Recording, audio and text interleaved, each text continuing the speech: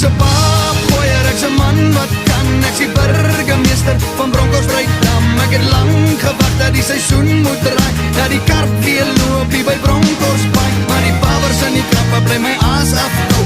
O, ek het nie meer geduld nie en ek mis my vrou, ek gaan huis toe.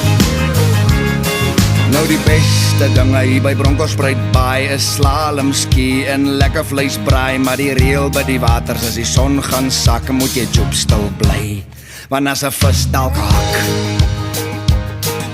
moet iemand altyd reg wees en die skip net hou, want die groote kom net een keer en hy kom dalk nou. Toe daar vragtig geskeer oor die lyn kom trip met 'n karp aan die hoek en die visserman strip.